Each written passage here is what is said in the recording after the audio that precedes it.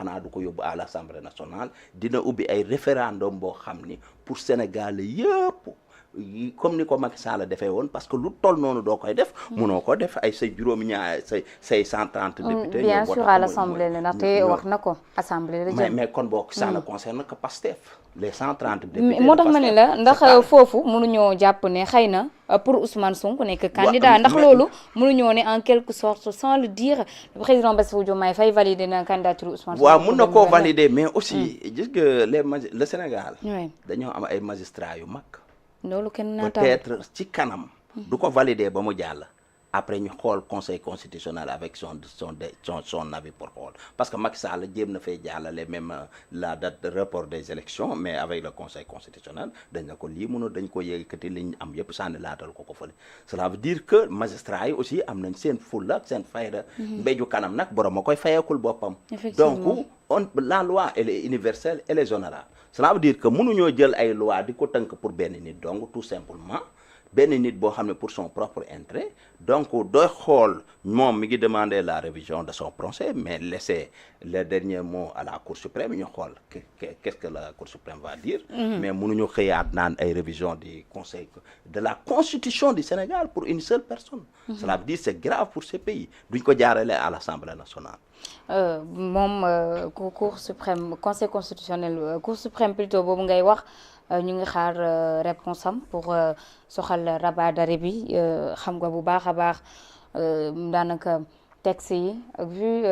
li ñu gis mu di condamnation pour diffamation ñu génne la complètement ci liste yi moom Ousmane Sonko ndax jàpp nga ne mën nañ defaat yeneen alternative pour dugal ko waat ko ci liste yi wala mu am gain de cause foofu ci Cour suprême. waaw non man loolu gëw ma ni Ousmane Sonko mën na nekkaat candidat parce que il a une condamnation définitive on peut prendre la jurisprudence de Barthélémy Diaz dañuy demander si Barthélémy Diaz c'est un Sénégalais il a une condamnation définitive moo tax ñu jëlee ko ci liste député yi jàll na député mais mënut a nekk député waa radié de son poste de député parce qu'il a une condamnation définitive donc Ousmane Sonko donc dans ce cas du dee dafa am condamnation définitive au niveau de la Cour suprême par rabat d'arrêt donc kon moom mënatut a nekk candidat c'est impossible non en tout cas yéen ñëpp. non il ne peut pas être candidat mais bon loolu. du mënoon a nekk candidat ses avocats duñ toog fee di demander la révision de son procès. xam nga instant yi ñu ngi waaj a réviser constitution bi donc on peut dire que ni entre temps lépp mën na ñëw ci diggante bi xëy na moom Ousmane Sonko mu nekk président mais ñu taxa ba tey ci discours Bassirou Diomaye Diakhar Faye bi mu nekk discours boo xam ne ni xëy na c'est la première fois ñu gis président du discours carton rouge yeeg xas yi ñenn ñi sax seetaanuñ ko président en 2 ans mu manque popularité nii ndax jotul tamit mu gestu ñi nga xam ne nii ñoom ñoo tax tey mu nekk président. waaw kay moo waroon nag mu war a jël ses responsabilités parce que président il faut mu xam ne Pastef faluñ ko parce que Ousmane Sonko mi ngi lancé 1 million de personnes cela veut dire que Pastef amul 1 million de personnes moom doy xool 2,5 personnes moo 500,000 personnes ñoom ñoo ko fa donc kon moom war na xam ne Sénégal lambda bi nga xam ne mi ngi toog këram pour am apaisement de la situation au Sénégal moo waroon ñoom ñu voté pour am yaakaar ni ñii keneen kat du ñëwee au moins di mun na situation politique bi au Sénégal mun na changer mais ñooñu duñ waa Pastef doo xool même moom il n'était pas le candidat de Pastef parce que candidat Pastef mooy kan woon mooy Habib Sy ak Cheikh Tidiane Dièye ñoom ñooy candidat Pastef donc fii kenn mënu fee nax kenn donc tey le président de la République li taxoon ñi doon xaar mu jël ses responsabilités ses courages en 2 mains mooy tey parce que du dee liggéey mënut a am yaa quelqu'un ki nga xam ni dafa nekk à tes côtés te moom mu ngi viser en 2029 mais il faut qu'on arrête se sépare une bonne fois pour toutes pour que loolu au moins mun a jural ay résultats positifs pour le Sénégal parce que lenn moo tey moom munoon a may ndam président de la République mooy tey mu jógee mu jël la responsabilité indi ay nit ñoo xam ni doy nañ mun nañ liggéey pour l'intérêt du Sénégal pour Sénégal parce que ba yiñ naan ay dette kase yëpp am na ñoo xam ne mun nañ régler la situation mais ñooñu du leen andi woon ñooñu tey ñi leen xaar sur un nouveau gouvernement boo xam ne Sénégal dina ci gis kiyam donc man foogoon naa ni loolu tey moom moo ko mën a jëmale kanam loolu moo mënoon a fal président de la République en 2029 mais vraiment du ñi nga xam ni ñoom détesté nañ ko ba pare te mënatuñ ko bëgg parce que seen candidat mooy Ousmane Sonko. non mais ñoom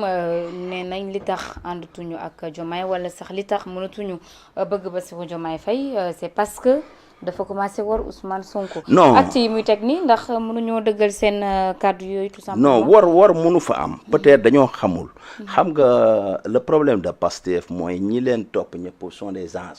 la plupart sont des ignorants.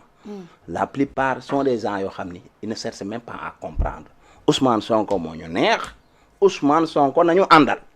Ousmane Sonko lu mu wax Ousmane Sonko loolu la cela veut dire ñoom cherché wuñ même à comprendre. mais la coalition Diomaye mais Diomaye bi ñuy dem élection barki démb ñun ñëpp a àndandoo Diomaye di wut ay parrainage fële mais ñoom sax dañ doon savoir est-ce que Diomaye dina jàll. mais cela veut dire que yàlla moom moo ko fal yàlla moom moo ko jàllale. après si nañ rejoindre Diomaye parce que boobu nag gis nañ popularité bi. non mais actuellement popularité boobu Cheikh nañ ko nangul kenn nit mu di Ousmane Sonko. non ci la bokk. parce que xam nga pour lan dafa dem ba moom ñi mu waxoon sont des anti-systèmes. du leen indee ñoom Habib Sy et consort. cela veut dire population bi d'accord uñu woon. mais mu gis ni Diomaye mi ngi prendre ampleur et puis ñëpp ñu naan Diomaye mu fekk ci Diomaye même du waxul woon Diomaye serait le président de la République du Sénégal. personne ne n'y peut rien. Diomaye moo la gën a xam loolu. il a tous les renseignements il est le président de la République donc le problème qui se pose c'est Diomaye qui doit prendre ses responsabilités mooy taper la fin de la récréation. et puis parce que képp koo xam ne ñi ngi xas président de la République loolu du nekk ñi yàq ko mais ñoom. vraiment seen côté ñoom kenn du leen jàpp te fii yéen du ngeen waxee sax am benn erreur bu ndaw ñu ne offense au président de la République. donc président de la République ci boppam nag mooy xam li mu bëgg. mooy waral ñun ñi ko doon défendre sax di jàppale Diomaye à la fin dañ ciy génn. parce que si parce que dañoo sonn. non mais parce que li ngeen bëgg tamit non yéen du question opposition bëgg bi cela veut dire métti que na ñun moo on di défend coûte que coûte mu non on défend la République alors que Ousmane Sonko gëm naa ni def leen dara. non on défend la République mooy incarné par un seul homme qui est le président de la République qui est le père de la nation il faut ñu défendre les institutions du président de la République tout simplement parce que duñ ko day ridiculiser dëkk bi duñ demee ba président de la République kenn tegu ko fenn cela veut dire loolu dafay ñàkkal fayda réew mi mooy waral doy xool opposition bi on a une opposition républicaine ay nit ñu mat ñoo fa ne looloo tax ñuy défendre en même temps Diomaye mais dans ce cas Diomaye nag du jëlul ay responsabilités am vraiment du yeboo ñu bàyyi ko waa Pastef luñ ko yàq noonu la bu yàggee ngeen koy seetaan mais dañ koy seetaan parce que nag mbéji kanam borom mu koy fayekul boppam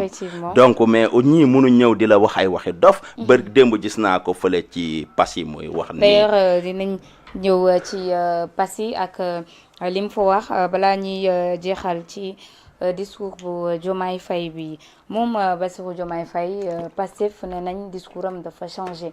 ndaxte ba muy soog a ñëw dafa taxawoon ne justice pour les martyrs actuellement dafa changé complètement de trajectoire ñi nga xam ne nii ñoom ñoo faatu 2021 ndax jotul aussi justice bi def liggéeyam. mais ñii ba ñuy laaj justice yàgg na mu ngi bëgg a yàgg. waaw mais xam nga Diomaye vraiment Diomaye moom mooy ñaaw bàjjan rek parce que nag ñi nga xam ne ñoo yor majorité bi à l'Assemblée nationale ñi nga xam ne ñoo mën a voter loi yi ñoom toppatuñ leen ñi ñëw di topp Diomaye il est le président de la République d'accord mais Diomaye ne peut pas passer une loi ci lu ko neex cela veut dire majorité bi ñoom ñoo ko détenir 130 députés pour la ñoom dindi ñu amnistie bi après atte loi d'amnistie bi pour mun a abroger ko pour mun a atte xale ñi nga xam ne nee nañ ñoom ñoo rey nit ñi donc ñi ngi leen xaar mais loolu du Diomaye mais Diomaye kay dafa amul ku ko waxal benn Bougane moo fa ne di défendre peut-être bientôt ñi ki préparé il y aura d'autres sorties yoo xam ne pour la coalition Diomaye opposition bi sax ñoo koy jàppale di waxaale uniquement parce que opposition bi dañ koy def pour défendre les institutions de la République qui est le président de la République tout simplement mais vraiment waa Diomaye aussi war nañ mën a génn